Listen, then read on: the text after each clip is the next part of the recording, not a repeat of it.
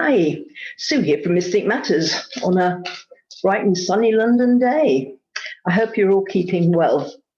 Okay, this episode of Exploring Popular Opinion is going to be about fracking. Now, for those that don't know, fracking is a system of forcing liquid into the earth in order to open fissures in the earth to release natural gas. There's a lot of controversy about it. Some people think, understandably, it creates jobs and it's an important resource. But other people are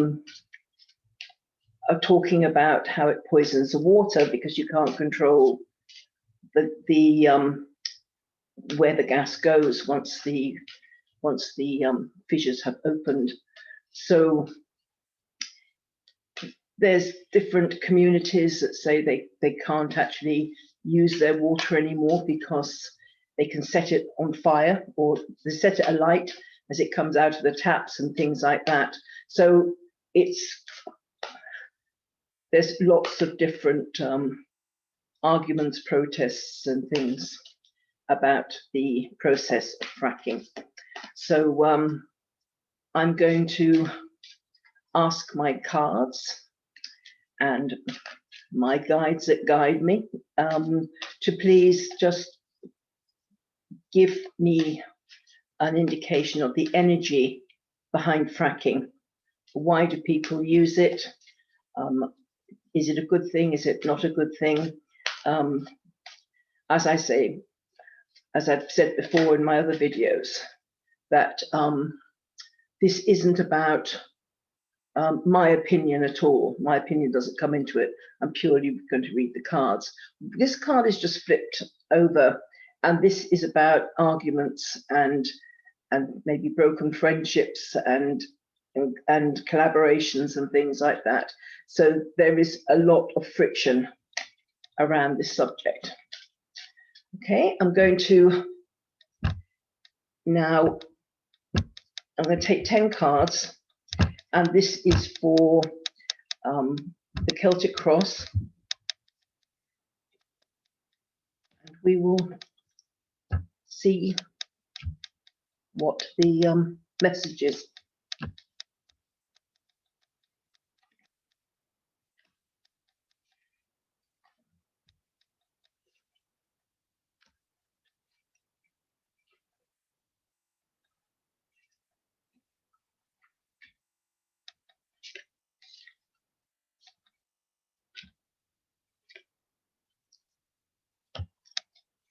Okay.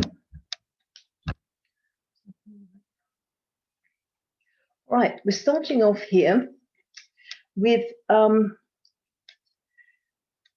fracking was a vision for the future that people were determined to continue with because the Queen of Wands is about holding onto your vision, not letting anyone sidetrack you.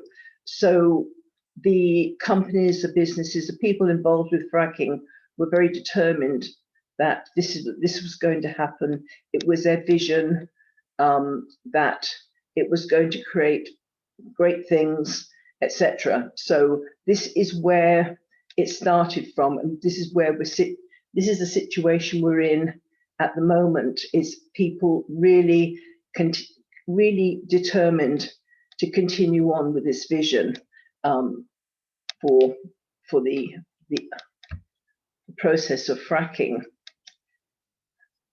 What they're challenged with is having to be very tactful and diplomatic, doing a softly approach. So it's like we've got a vision and we need to get it through, but we need to be diplomatic, tactful, so people won't get in the way of this, because the bully boy tactics of banging on doors, demanding things, just hasn't worked or isn't going to be won't work. So it's trying to go around the back door with people, talk to them nicely, even if that makes them feel a bit less than honest. it's important in order to push this agenda through. Then they need to, I suppose, seduce the people in a way, to let them, to really put the message across that it's a good thing, and all good things will come from it. But it's very much about the companies that are that fracking is their business. They're needing to use, said, diplomatic ways rather than forceful ways in order to keep their vision alive. The energy around at the moment, it's like coming out of your comfort zones and jumping off the cliff into the unknown.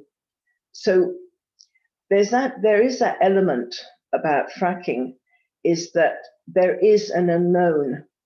It's not something that you can do in a laboratory, and in the lab you've got control over all the test tubes and all the different equipment that you use. You can keep it contained. This is just jumping off, taking people out of their comfort zones and putting them into a situation where they really don't know where it's going to lead, and it takes a kind of a bit of a leap of faith. So there's this energy around that people aren't really comfortable with this, because there's an unknown factor. It might work in some places, it might be not so great in others, and nobody knows. The motivation behind it is actually to have a stable life, so the motivation isn't a bad motivation here. It's just so everybody can have ordinary everyday life with nothing particularly exciting happening. So, people can get gas and all the different, ways and means of getting energy and things like that. So this is the motivation behind it, so that the people in general will have all the, all the supplies, all the energy supplies they need. So it's been seen as that. Now, in the recent past, it was a big marketing tool. A lot of marketing, a lot of persuading went into it. People had to decide to either, to get off the fence and decide what they were going to do. So there was a lot of, telling people about it and saying how wonderful it is, etc., etc. So there a lot of effort went into this vision, a lot of diplomacy, a lot of tact, a lot of effort to persuade people that it was, the best thing for them. But however, what's happening at the moment is people are being forced out their comfort zones, that things, maybe haven't always worked out for the best. They might be in one of the communities that have had problems with their water. I mean, I know I've read some years back about kind of places having to truck kind of water in because they couldn't use the water anymore. So I think some places on Earth are a bit more fragile than others. So it's not like one fracking doesn't suit everywhere.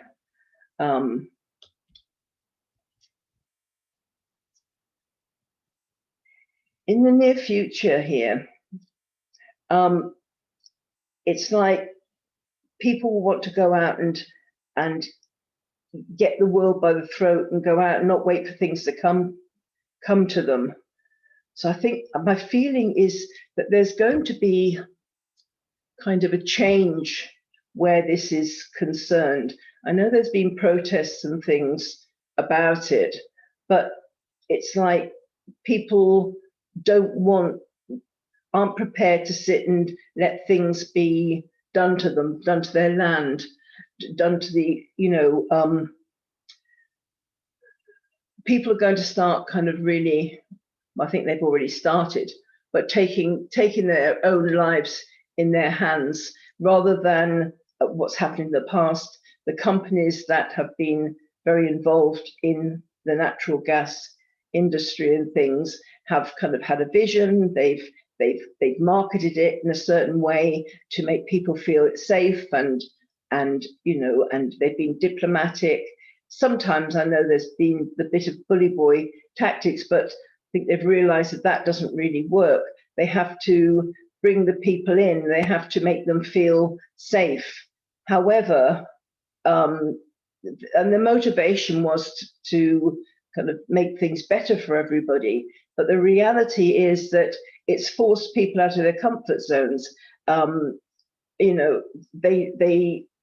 some people aren't sure about, turning the tap on, drinking their water. They're not sure about the gas itself and where it comes from. And especially as kind of people are looking more now at renewable energy as well. So there's a lot of question marks. Well, why can't we invest in renewables rather than doing something that doesn't work for everybody? And people want to be comfortable in their own homes, and through fracking, some people aren't. So there is this feeling of wanting to start something new, and a new venture, not just listen to what the companies are saying, what is best for us, but people are wanting to go out and say, look, I want to go out and find out myself. There's going to be even more research into the fracking to decide whether there are other options out there which are better, and so there's going to be much more of a surge of people investigating and looking for alternative ways, which will bring kind of hope and faith in the midst of difficulties. When people really go into kind of the alternatives, and then they will kind of think, well, maybe we can get rid of this if it's not working. And there really is this kind of this is Pandora's box, and fracking some way has released a lot of unpleasant things. But with people taking back their power in a way and saying, I'm going to go out there, I'm going to research, I'm going to look for other ways, I'm going to explore. I don't think all this has worked for many people. It's not worked for the planet, the environment. People who are very much into the environment, many of them are very against the fracking and the plundering of the earth, especially when there's alternatives.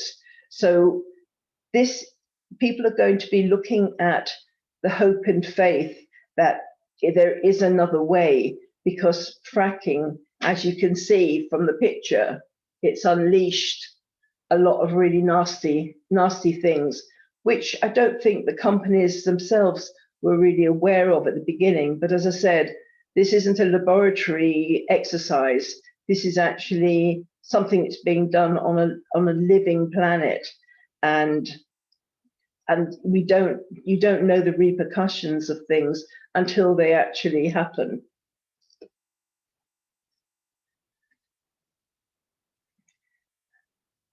There is going to be another way forward. The Sun card here is in the area of what is visible to people, what they notice, and they notice that there is another way. There's a lot of knowing your road, knowing where your journey is. That's why I'm really feeling that there will be more research and there will be more investment into renewables, so that fracking eventually will become it will become obsolete. It's not going to be obsolete immediately, obviously, because there's a lot of investment in that. But I do feel that it will be obsolete. Maybe it could be as much as 7 years' time, but I do think it has its limits, and there's only so much the earth can surrender. The hope and faith is of having new businesses, new study. You know, when people within the industry, you know, within the fracking industry where the jobs are, it's like they can be cross-trained onto something else. This is what the hope is, that, and I think not just with fracking, but with many fossil fuel kind of industries and the coal industries, people could be trained into other energies and renewables and things like that, which I really do feel are kind of moving forward much more quickly. I think there's much more of a demand for them as well. So it's that hope is that one job will be replaced by another. There'll be training. People will be taught new skills, which will enable them to still keep jobs, just in a slightly different industry, but still in the energy industry. So that's where the hopes, but also there's a fear that they won't kind of marry up. But there is a lot of hope still that somebody who works on fracking can equally kind of work on something completely different. At the end of the day, this is a feeling of, but there's a kind of, it's the Queen of Cups is very emotional. It's time to party, it's time to have fun, you know. So there is an ending to all of this, and people are going to feel a sense of relief and feeling a bit vulnerable, or kind of wearing their hearts on their sleeves a bit. But this is the end result of it, that there will be a move and there will be a changeover, and fracking will become a thing of the past. And the potential for people, again, to get work in the other industries, they will be, the people that are going to be laid off in one industry will be the first to be looked at as recruits for the other. It's all energy.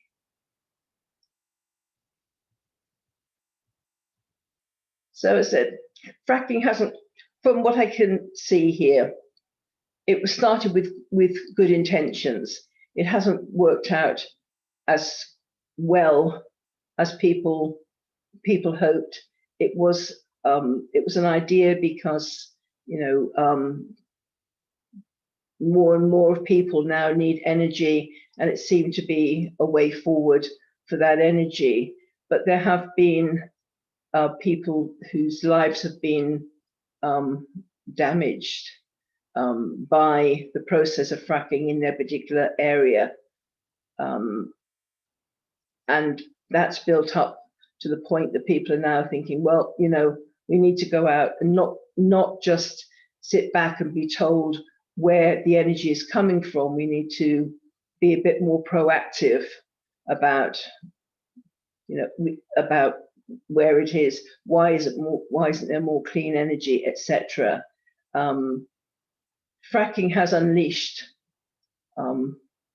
things that were better not unleashed, but with the new mindset of taking responsibility for ourselves. I mean, there's so many people now going off grid, you know, they're getting their own solar power and things like that. So people are making the move to get away from a lot of the kind of energy providers. So there is kind of a gradual move away from them anyway. But fracking will, I said, come to an end, and not as many jobs will be lost as feared. And yeah, it will come to an end. But as I said, I'm thinking more maybe over more of a 7-year period than anything else. It's not. There's these big companies. It's never an overnight thing. But anyway, so that's the exploring popular opinion on fracking, and those are my answers. So anyway, I hope that's been educational, and see you again. Bye.